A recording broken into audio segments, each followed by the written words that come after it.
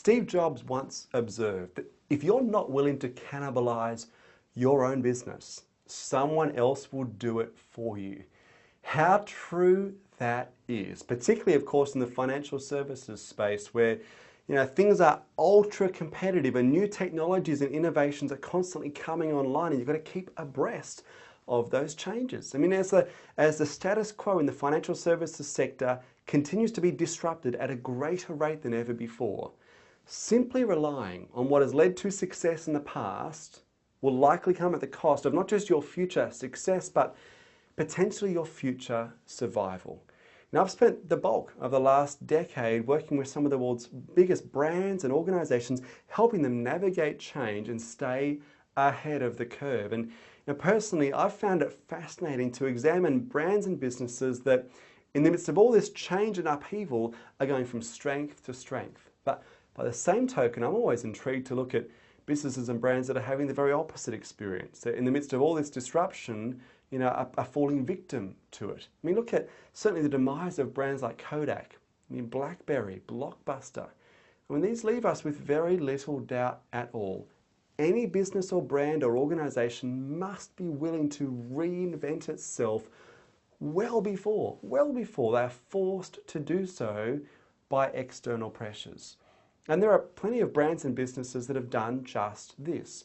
I mean, three that come to mind. The first would be DuPont. I mean, years ago, DuPont were willing to sell off some of their most lucrative cash cows, Lycra and nylon, willing to sell these off and reinvent themselves as a world leader in the areas of food and fuel security, sustainability. I mean, today they are more profitable than ever before as a company.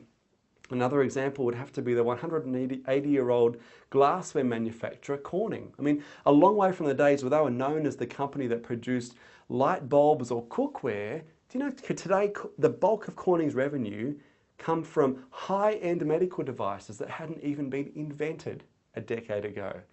And third example would be my favorite, and that's the Encyclopedia Britannica. As far back as the mid-1990s, Britannica realized that the writing was on the wall and that the printed word would soon be superseded by online forms of information. And even all the way back then, they started taking steps to reinvent themselves to become the vibrant and profitable digital company they are today. What can we learn? What can we learn from brands and businesses like those, particularly in the financial services sector? And so that's the focus of this session, the Reinvention Roadmap.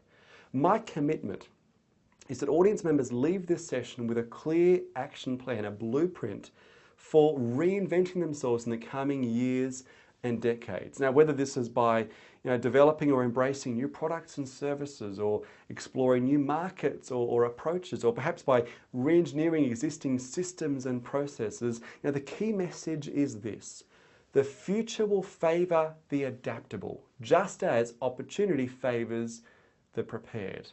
And this presentation will show you how to be both of those things, adaptable and prepared for everything that the coming few years will hold.